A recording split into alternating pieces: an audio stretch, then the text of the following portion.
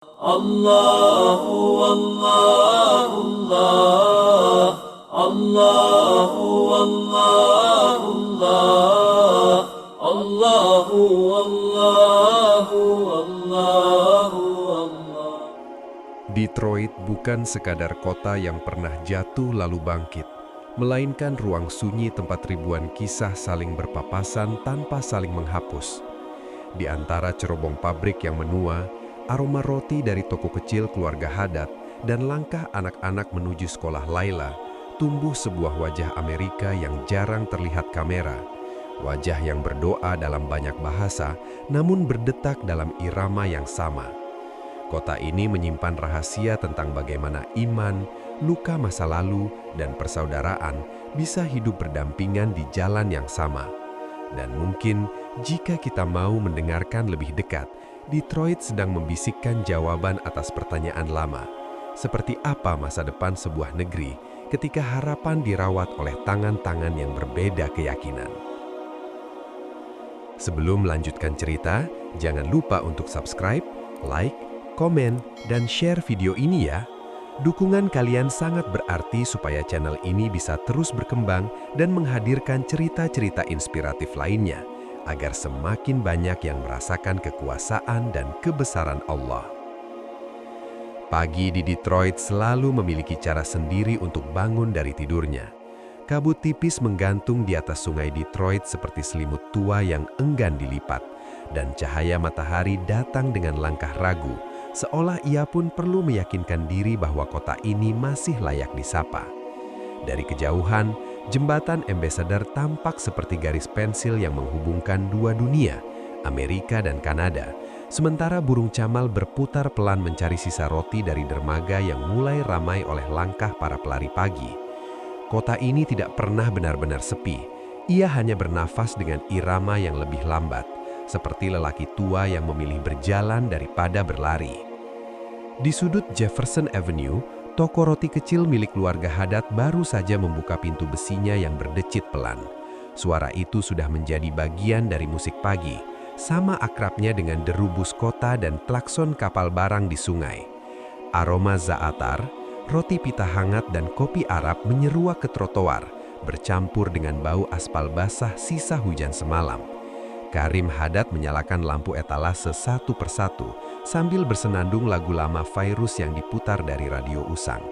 Tangannya bergerak otomatis, menyapu lantai, memeriksa adonan yang mengembang di dalam baskom besar, lalu merapikan kursi-kursi kayu yang catnya mulai pudar. Baginya, pagi selalu dimulai dengan urutan yang sama, seperti doa tanpa kata. Detroit bagi Karim bukan sekadar kota tempat ia lahir. Kota ini adalah album keluarga yang tebal. Setiap jalan menyimpan foto tak terlihat tentang ayahnya yang dulu datang dari Beirut dengan koper coklat, mantel kebesaran, dan mimpi sederhana. Membuka toko roti serta menyekolahkan anak-anaknya hingga menjadi orang Amerika yang utuh tanpa melupakan asalnya. Di dinding toko masih tergantung foto hitam putih tahun 1978, ketika pabrik mobil masih menjadi jantung yang memompa darah ekonomi kota. Dalam foto itu, ayahnya berdiri di depan etalase dengan senyum gugup, seolah tak percaya bahwa hidup baru benar-benar dimulai dari adonan tepung dan oven tua. Tak jauh dari sana lonceng gereja Sante Ana berdentang pelan, hampir bersamaan dengan suara azan subuh dari Islamic Center di Dearborn yang terbawa angin seperti bisikan panjang. Di Detroit, dua suara itu tak pernah saling menegur. Mereka hanya berbagi langit yang sama, seperti dua tetangga yang saling mengangguk tanpa banyak kata. Anak-anak bersepeda melewati mural jaksasa gambar legenda Motown, Aretha Franklin dan Stevie Wonder, sementara bus kota menggeram pelan seperti kucing tua yang setia menempuh rute yang sama puluhan tahun. Di sebuah rumah bata merah di distrik Hamtramck, Laila Thompson mengikat jilbab biru mudanya di depan cermin yang sudutnya retak.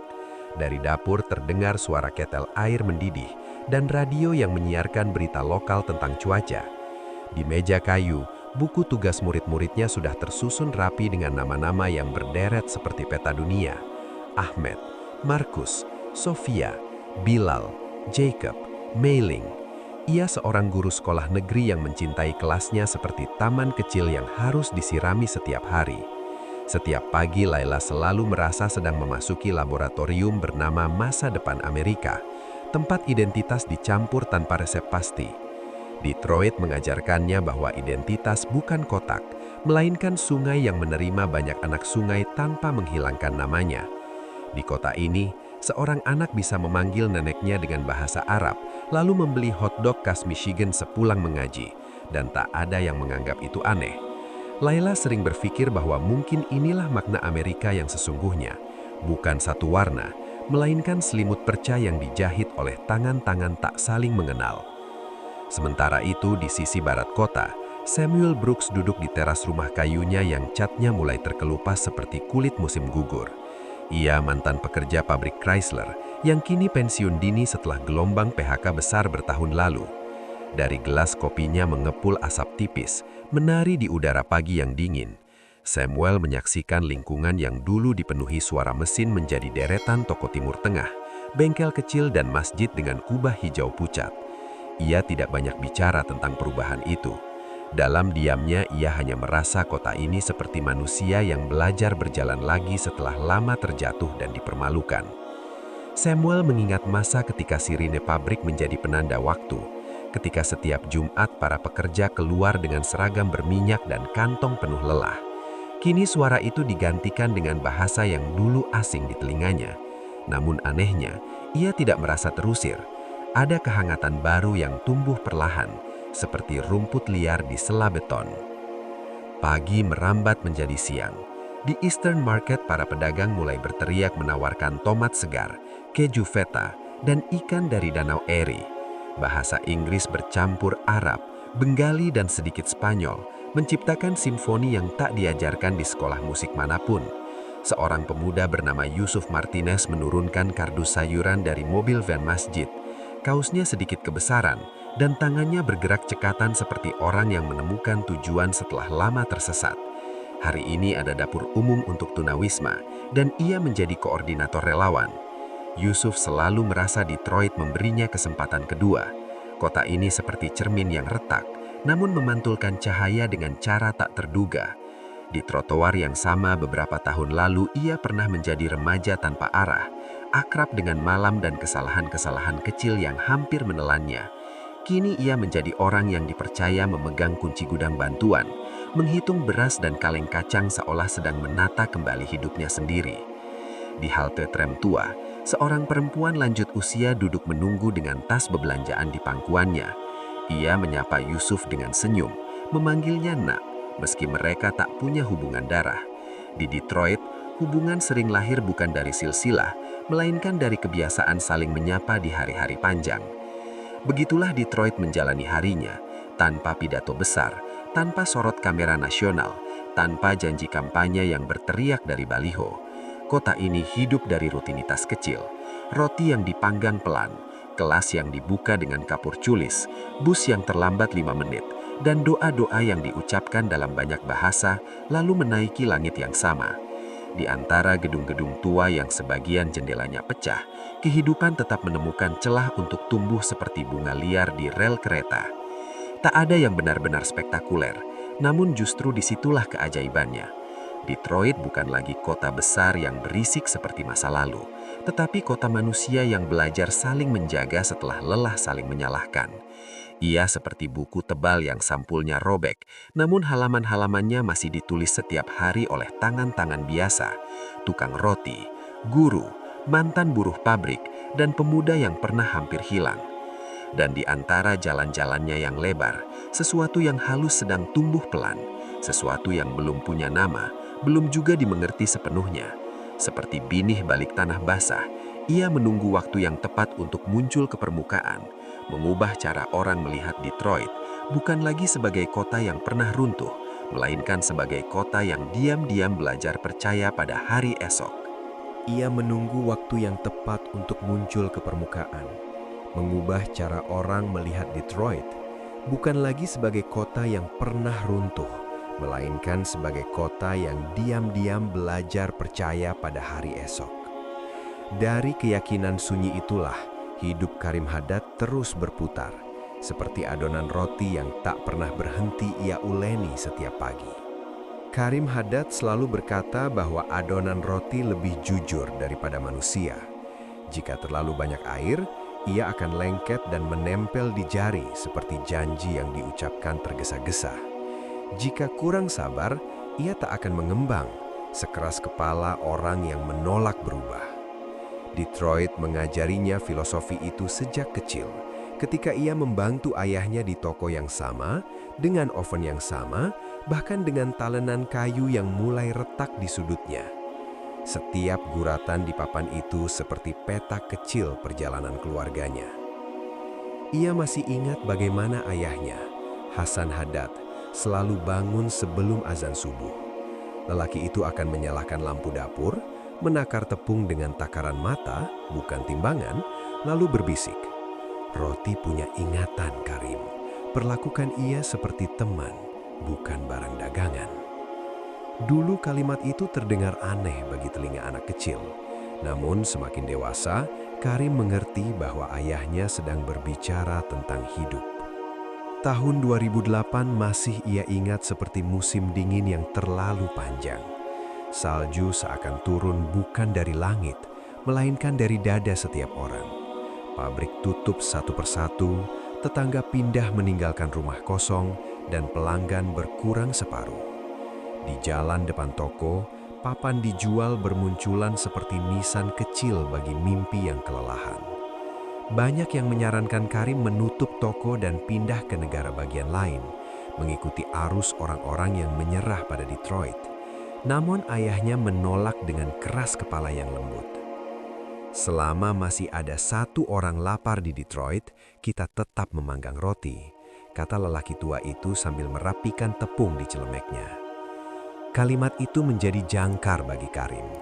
Di hari-hari terberat, ketika laci kas hampir kosong dan tagihan menumpuk seperti awan gelap, ia mengulang kalimat itu dalam hati seperti doa pendek. Komunitas masjid mengadakan arisan tanpa bunga untuk menyelamatkan usaha kecil. Para ibu membeli roti lebih banyak dari biasanya, kadang hanya untuk dibagikan lagi kepada tetangga. Bahkan Samuel Brooks yang bukan muslim setiap pagi datang membeli 2 potong meski hanya butuh 1. Ia akan berkata dengan suara berat, "Untuk makan siang nanti."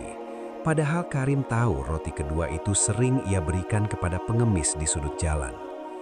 Detroit bertahan bukan karena uang, melainkan karena rasa saling memiliki yang tumbuh diam-diam seperti akar pohon di bawah trotoar. Suatu pagi, Karim menemukan ayahnya duduk lama di depan oven yang menyala. Wajah lelaki tua itu diterangi cahaya jingga membuat kerut-kerutnya tampak seperti garis peta gurun. "Kota ini seperti roti, Karim," katanya pelan. "Kadang ia harus dipukul dulu supaya mengembang dengan benar." Sejak hari itu, Karim berhenti mengutuk krisis.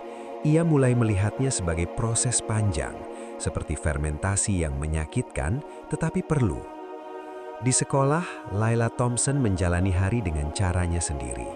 Ia mengajarkan sejarah Amerika sambil menyelipkan kisah-kisah kecil tentang keberanian imigran yang jarang masuk buku teks.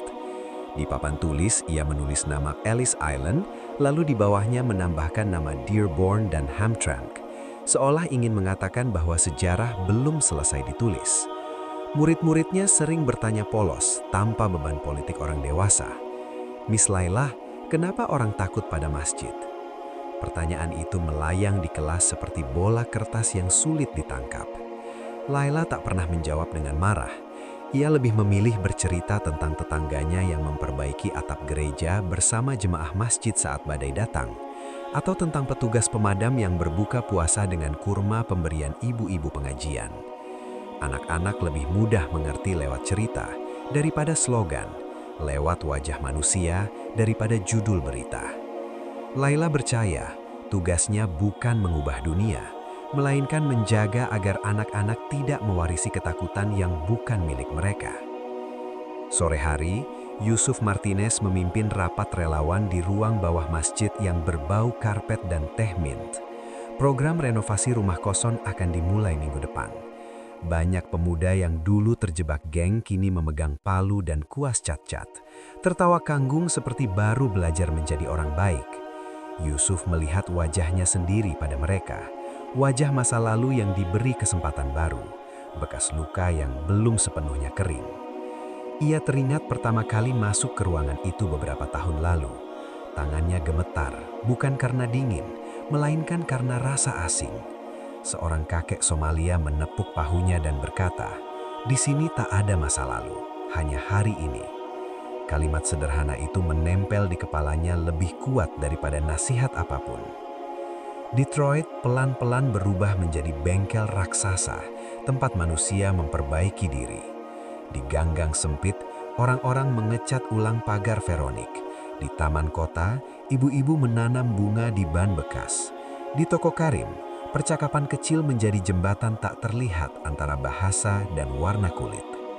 Suatu malam, hujan turun deras seperti ingin mencuci ingatan kota. Karim menutup toko lebih lambat dari biasanya. Samuel masuk berteduh, duduk di kursi dekat jendela. Mereka tidak banyak bicara, hanya mendengarkan suara air memukul atap seng. Di meja, 2 cangkir kopi mengepul seperti 2 cerita yang memilih berdampingan tanpa harus saling menjelaskan. "Jadi kau tahu, Karim," kata Samuel akhirnya, "aku dulu benci melihat perubahan. Aku pikir kota ini diambil dariku." Karim menuang kopi lagi tanpa menatapnya. "Lalu sekarang?" Samuel tersenyum tipis. "Sekarang aku hanya ingin punya tetangga yang menyalakan lampu saat malam, siapapun dia." Di luar, lampu jalan memantul di genangan air seperti potongan bulan yang pecah. Detroit mungkin masih penuh luka, tetapi di antara retakan itu tumbuh kebiasaan baru. Saling menyapa, saling menunggu, saling menyelamatkan dari kesepian. Hari-hari berlalu dengan ritme yang sederhana. Karim memanggang roti, Laila mengajar tentang keberanian, Yusuf mengajak orang memperbaiki rumah yang ditinggalkan. Tidak ada yang mengumumkan bahwa kota ini sedang bangkit. Ia bangkit seperti matahari musim dingin, pelan, ragu, namun nyata. Di balik semua itu, ingatan tentang masa lalu terus berjalan berdampingan dengan harapan yang belum punya bentuk. Detroit seperti meja kayu tua di toko roti, penuh goresan tetapi tetap kokoh menampung adonan hari esok. Dan di antara bau kopi, tawa anak-anak, dan suara palu dari rumah yang direnovasi, kota ini belajar satu hal penting, bahwa hidup tidak harus sempurna untuk layak dicintai. Dan di antara bau kopi, tawa anak-anak, serta suara palu dari rumah yang direnovasi, kota ini belajar satu hal penting, bahwa hidup tidak harus sempurna untuk layak dicintai. Dari pemahaman sederhana itulah, langkah banyak orang di Detroit perlahan mengarah ke Dearborn, wilayah yang selama puluhan tahun tumbuh sebagai jantung dengan irama berbeda. Dearborn adalah jantung yang berdetak berbeda dari kota lainnya. Di sini papan nama toko ditulis dalam 2 bahasa, dan aroma kebab lebih mudah ditemukan daripada burger. Namun bagi penduduknya, semua itu terasa biasa saja, seperti nafas yang tak perlu dipikirkan. Jalan-jalannya dipenuhi toko roti Suriah, bengkel milik keluarga Yaman, salon dengan poster tulisan Arab, dan kedai kopi kecil tempat para lelaki tua berdiskusi tentang cuaca Michigan dengan logat Timur Tengah yang kental. Pagi di Dearborn selalu ramai oleh suara langkah anak-anak sekolah dan deru mobil yang mengantar para pekerja pabrik Ford. Di sudut Michigan Avenue, seorang penjual koran berteriak menawarkan berita lokal. Sementara dari seberang jalan, terdengar lantunan ayat Al-Quran dari radio toko elektronik. Tidak ada yang merasa terganggu. Suara-suara itu telah lama menjadi lapisan musik harian kota. Laila mengajak murid-muridnya berkunjung ke Islamic Center of America pada suatu Rabu yang cerah. Bukan untuk dakwah, hanya untuk mengenal tetangga yang selama ini sering mereka dengar namanya. Bus sekolah berhenti di halaman luas masjid yang dikelilingi pohon maple. Anak-anak berlarian memandangi kubah besar dan kaligrafi yang berkilau seperti gambar dari buku dongeng. Seorang penjaga tua bernama Paman Abbas menyambut mereka dengan senyum lebar. Dengan bahasa Inggris patah-patah, ia menjelaskan bahwa bangunan ini dibangun dari sumbangan supir taksi, dokter, buruh pabrik, dan ibu rumah tangga, bukan dari negara asing seperti rumor di televisi. Anak-anak mendengarkan dengan mata membulat, seolah baru menyadari bahwa gedung megah itu sebenarnya adalah hasil recehan banyak orang. Laila memperhatikan wajah murid-muridnya. Ahmed tampak bangga, Jacob terlihat penasaran, sementara Sofia sibuk mencatat bentuk kaligrafi seperti menggambar peta rahasia. Di ruang perpustakaan, mereka menemukan rak buku tentang sejarah Detroit, tentang gelombang imigran yang datang sejak awal abad lalu. Laila merasa kunjungan sederhana itu seperti membuka jendela kecil di kepala anak-anak, jendela yang tak bisa dibuka oleh buku pelajaran. Di tempat lain pada hari yang sama, Karim menerima pesanan besar untuk festival musim panas kota. Telepon di toko roti berdering tanpa henti. Ia menulis daftar nama panitia di secarik kertas. Ada Johnson, Haddad, O'Connor, dan Khan berdampingan tanpa sekat.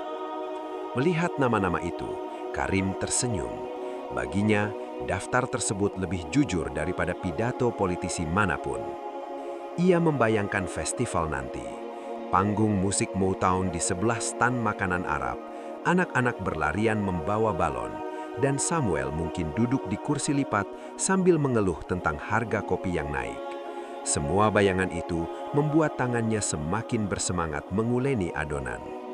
Sementara itu, Samuel mulai merasakan sesuatu yang dulu tak ia perhatikan. Setiap kali berjalan ke toko Karim, ia melewati jalan yang kini dipenuhi toko baru. Dulu ia mengira perubahan itu seperti gelombang yang akan menenggelamkannya. Namun kini ia melihat hal berbeda. Kota ini ternyata tidak diambil alih siapapun. Ia justru diselamatkan oleh orang-orang yang mau tinggal ketika yang lain pergi. Suatu sore, Samuel menghadiri pertemuan lingkungan di balai kota Dearborn. Ia datang dengan langkah ragu, merasa seperti tamu tak terundang. Di ruangan itu duduk berbagai wajah, perempuan berhijab, lelaki tua keturunan Irlandia, pemuda Afrika Amerika dengan jaket tim basket. Mereka membicarakan lampu jalan yang rusak dan taman bermain yang perlu diperbaiki. Hal-hal sederhana yang membuat sebuah kota tetap bernyawa. Samuel pulang dengan perasaan aneh. Untuk pertama kalinya setelah bertahun-tahun, ia merasa menjadi bagian dari percakapan, bukan penonton yang ditinggalkan zaman. Dearborn menyimpan banyak suara, dan setiap suara membawa cerita sendiri. Di sebuah kafe kecil, Yusuf Martinez bertemu dengan Farid, pemuda kelahiran Irak yang bekerja sebagai mekanik. Mereka berbincang tentang sepak bola dan rencana renovasi rumah kosong di distrik timur. Yusuf menyadari bahwa persahabatan di kota ini sering lahir tanpa upacara, hanya dari kebiasaan duduk di meja yang sama. Malam harinya, Laila menulis catatan harian tentang kunjungan sekolah. Ia menuliskan bagaimana murid-muridnya tertawa saat mencoba menirukan tulisan Arab, bagaimana Jacob bertanya apakah ia boleh ikut buka puasa meski bukan Muslim, dan bagaimana Ahmed membanggakan kakeknya yang dulu ikut membangun masjid. Catatan itu membuatnya yakin bahwa generasi baru mungkin akan melihat Detroit dengan mata yang lebih ringan. Di toko roti, Karim menutup hari dengan menghitung sisa adonan. Ia teringat ayahnya yang selalu berkata bahwa kota seperti manusia, ia perlu didengarkan, bukan dihakimi. Dari jendela toko, ia melihat lampu-lampu Dearborn menyala satu persatu seperti bintang rendah. Di kejauhan, suara azan maghrib mengalun bersamaan dengan lonceng gereja yang memanggil jemaat malam. Dua suara itu bertemu di udara tanpa saling menghapus. Detroit dan Dearborn seperti dua saudara yang lama bertengkar, lalu belajar saling memahami. Tidak semuanya mudah, tidak semuanya indah, tetapi hari-hari kecil terus menambal luka masa lalu. Di pasar, di sekolah, di masjid, dan di teras rumah Samuel, percakapan-percakapan sederhana pelan-pelan menulis sejarah baru yang tak tercatat di koran nasional. Malam semakin turun ketika Yusuf mengantar sisa makanan ke tempat penampungan tunawisma. Di perjalanan, ia melewati mural besar bertuliskan "We are Detroit". Kalimat itu terasa berbeda baginya sekarang. Bukan slogan kosong, melainkan janji yang sedang dikerjakan banyak tangan. Dearborn tetap berdetak dengan irama khasnya, memelihara kenangan para pendatang dan harapan anak-anak yang lahir di tanah ini. Di antara bau kebab, suara bus sekolah, dan tawa di halaman masjid, kota kecil itu mengirim pesan sunyi kepada Detroit bahwa keberagaman bukan beban, melainkan cara lain untuk pulang. Dan malam itu, ketika lampu terakhir toko roti padam, Karim merasa seolah seluruh kota sedang berbisik pelan, bisikan tentang masa depan yang belum terlihat, tetapi sudah mulai terdengar langkahnya. Bisikan tentang masa depan yang belum terlihat itu masih terngiang di kepala Karim keesokan paginya, seolah kota benar-benar berbicara melalui retakan dinding dan suara langkah di trotoar. Namun masa depan tak pernah datang tanpa ujian. Detroit telah belajar berkali-kali bahwa setiap harapan selalu diuji oleh ketakutan lama yang enggan pergi. Perubahan memang tak selalu disambut hangat. Suatu malam di akhir musim gugur, grafiti kebencian muncul di dinding masjid kecil dekat Hamtramck. Tulisan hitam itu kasar dan penuh amarah, seperti luka yang sengaja dibuka kembali. Berita menyebar lebih cepat daripada angin Danau Erie, melukai banyak hati yang baru saja belajar percaya. Laila mendengar kabar itu dari pesan singkat wali murid. Tangannya bergemetar saat membaca foto yang dikirim. Coretan kata-kata yang tak pantas berdiri di atas tembok rumah ibadah. Ia membayangkan wajah Ahmed, Sofia, dan Jacob, anak-anak yang baru beberapa minggu lalu berlarian di halaman Islamic Center dengan mata penuh rasa ingin tahu. Dunia orang dewasa tiba-tiba terasa begitu kejam. Namun keesokan harinya yang terjadi justru sesuatu yang tak diduga. Sejak pagi, puluhan tetangga non-muslim datang membawa cat, kuas, dan termos kopi. Seorang pendeta dari gereja baptis berdiri di samping imam masjid. Keduanya memandangi tembok yang ternoda seolah sedang merencanakan operasi penyembuhan. Kota yang kemarin terluka, hari itu memilih membalas dengan tangan terbuka. Laila datang bersama murid-muridnya. Ia tak mampu menahan air mata melihat anak-anak berdiri berdampingan membersihkan dinding, tertawa sambil berebut kuas. Jacob yang biasanya cerewet berkata pelan, "Miss, temboknya bisa kotor lagi, tapi kita bisa mengecatnya lagi, kan?" Kalimat sederhana itu terasa seperti doa. Yusuf menjadikan momen itu pelajaran bahwa Detroit lebih besar daripada kebencian. Ia mengumpulkan para pemuda relawan, menjelaskan bahwa keberanian kadang hanya berarti hadir, memegang kuas, dan tidak lari ketika keadaan memburuk. Banyak dari mereka mengangguk, mungkin mengingat masa lalu masing-masing, masa ketika mereka sendiri pernah marah pada dunia. Karim mendengar kabar itu dari radio lokal saat baru membuka toko. Tanpa banyak berpikir, ia memanggang roti lebih banyak dari biasanya. Siang menjelang, ia mengirim beberapa kotak roti hangat untuk para relawan. Agar tangan mereka kuat, katanya pada pegawai pengantar. Baginya membantu kota tak selalu harus dengan pidato, kadang cukup dengan aroma roti yang jujur. Di lokasi masjid, Samuel berdiri paling depan memegang kuas.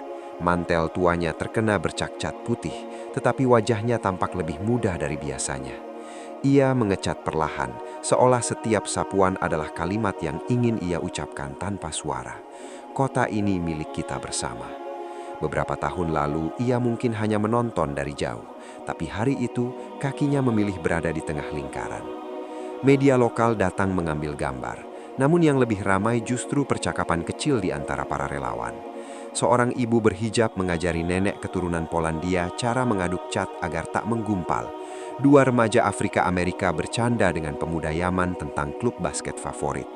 Di atas jalan tua itu, Detroit seperti sedang menulis ulang definisi keluarga. Meski begitu, ketakutan belum sepenuhnya hilang. Malam setelah pengecatan, beberapa jemaah masih ragu datang sholat. Mereka takut kejadian serupa terulang. Imam masjid mengundang warga untuk duduk melingkar, berbicara terbuka tanpa mikrofon. Laila ikut hadir sebagai tetangga, bukan sebagai guru.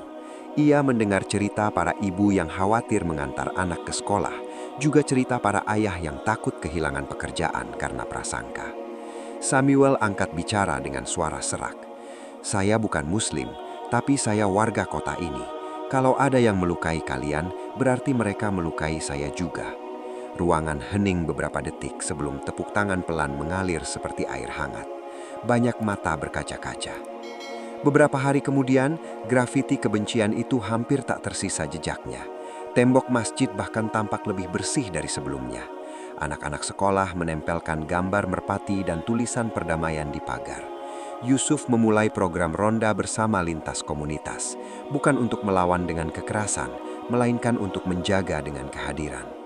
Namun ujian belum selesai. Di media sosial, pertengkaran kata-kata tetap berlangsung. Ada yang menuduh semua itu sandiwara, ada yang menyebar ketakutan baru. Laila menghabiskan malam-malamnya menenangkan wali murid. Ia menyadari bahwa luka tak hanya berada di tembok, tetapi juga di layar ponsel. Suatu sore, Karim mengundang Samuel minum kopi di toko roti. Mereka duduk di dekat jendela memandangi orang berlalu. "Kau tahu," kata Karim, "adonan roti kadang gagal mengembang, tapi bukan berarti kita berhenti memanggang." Samuel tertawa kecil, merasa perumpamaan itu juga tentang kota mereka. Festival musim panas yang dulu direncanakan hampir dibatalkan karena ketegangan, tetapi panitia memutuskan tetap melanjutkan. "Justru sekarang kita harus berkumpul," ujar Yusuf dalam rapat. Nama-nama di daftar panitia, Johnson, Haddad, O'Connor, Han, terlihat semakin berarti setelah ujian itu. Malam sebelum festival, Laila membawa murid-muridnya menempel poster di sekitar sekolah. Detroit Stronger Together. Anak-anak bekerja dengan semangat baru, seolah mereka baru saja menemukan alasan mengapa kota ini pantas dipertahankan. Ahmed berkata bangga bahwa tembok masjid kini lebih indah daripada sebelum dicoret. Di jalan tua dekat Hamtramck, lampu-lampu mulai dipasang untuk acara esok hari.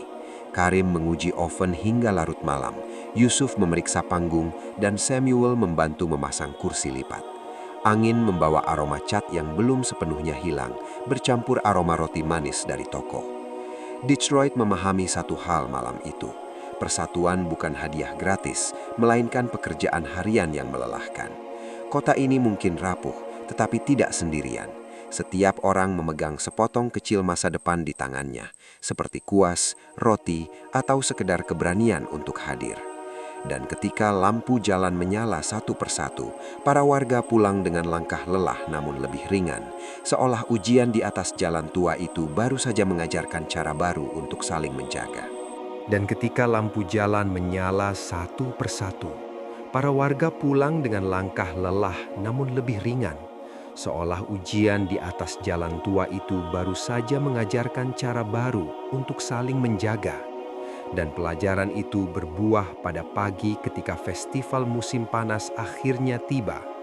Sejak subuh, orang-orang sudah bergerak seperti aliran sungai kecil menuju tepi Detroit River. Truk makanan berjajar, anak-anak berlarian membawa bendera kertas, sementara bau jagung bakar bercampur dengan aroma roti manis dari toko Karim yang dibawa dalam keranjang besar.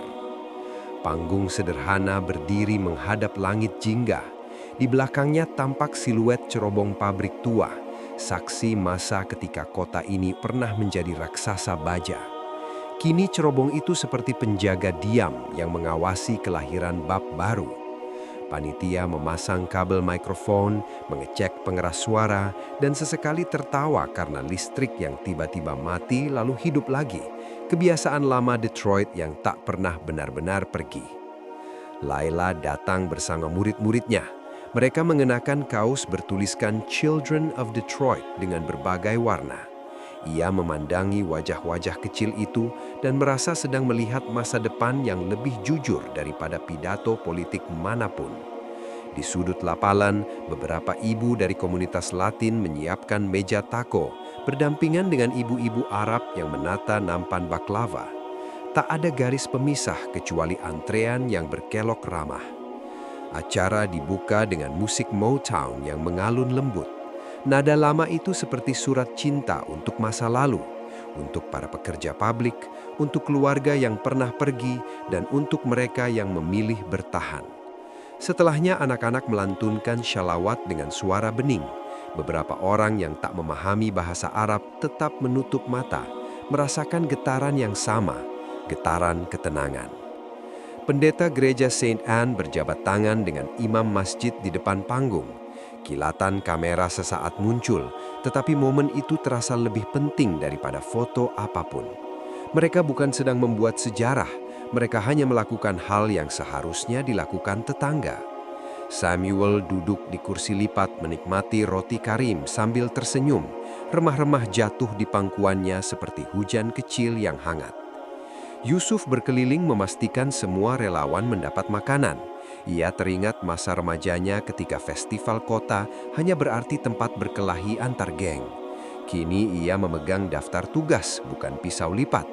Di matanya, Detroit adalah guru yang keras tetapi penyayang, memukul lalu memeluk pada saat yang sama. Menjelang sore, langit berubah menjadi warna tembaga. Seorang penyair muda naik ke panggung membacakan puisi tentang kota yang pernah terluka. Ia menyebut nama jalan, suara kereta, bau oli, dan doa ibu-ibu di dapur sempit. Banyak yang terdiam karena merasa bait-bait itu seperti cermin kehidupan mereka sendiri. Karim berdiri di belakang stan roti memandangi antrean yang tak putus. Ia teringat ayahnya yang dulu bersumpah tak akan meninggalkan Detroit. Andai lelaki tua itu masih hidup, pikirnya, mungkin ia akan menangis melihat pemandangan hari ini. Orang-orang dari 100 latar belakang berbagi meja yang sama. Di sisi lain lapangan, Laila mengadakan kelas kecil terbuka. Murid-muridnya mewawancarai pengunjung tentang arti rumah. Jawabannya beragam. Rumah adalah bau kopi pagi, suara azan, lonceng gereja, atau sekedar alamat yang tak ingin ditinggalkan. Laila mencatat semuanya dalam hati, yakin suatu hari anak-anak itu akan menulis kisah yang lebih besar darinya.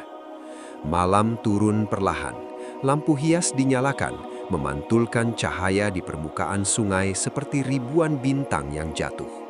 Seorang remaja Afrika Amerika memainkan saksofon, lalu disambut tabuhan rebana dari kelompok pemuda masjid. Irama berbeda itu bertemu tanpa saling mengalahkan, seperti percakapan dua sahabat lama. Samuel menghampiri Karim dan berkata pelan, "Aku dulu mengira kota ini akan mati." Karim menuangkan kopi ke gelas kertas dan menjawab, "Mungkin ia memang sempat sekarat, tetapi manusia di dalamnya menolak menyerah." Mereka tertawa, dua lelaki dengan sejarah berbeda yang kini berbagi masa depan yang sama. Ketika kembang api kecil dinyalakan anak-anak, suara takbir dan tepuk tangan bercampur menjadi satu. Tak ada yang bertanya siapa yang lebih dulu datang ke tanah ini. Yang ada hanya kesadaran sederhana bahwa mereka kini berada di perahu yang sama, mengarungi sungai yang sama. Narator seakan berdiri di antara kerumunan dan berbisik pada waktu. Detroit bukan lagi sekedar kota baja. Ia adalah kota iman. Iman pada Tuhan, pada tetangga, dan pada kemungkinan untuk bangkit sekali lagi. Di antara cerobong pabrik tua dan kubah masjid yang berkilau, lahir wajah baru Amerika. Wajah yang tidak berteriak, tetapi bekerja, berdoa, dan saling menjaga. Dan saat festival berakhir, orang-orang pulang membawa sisa roti, bau asap kembang api, dan rasa hangat di dada, menyadari bahwa Detroit sesungguhnya adalah doa panjang yang diucapkan bersama. Doa agar kota ini terus hidup, terus belajar mencintai, dan tak pernah lagi takut pada perbedaan.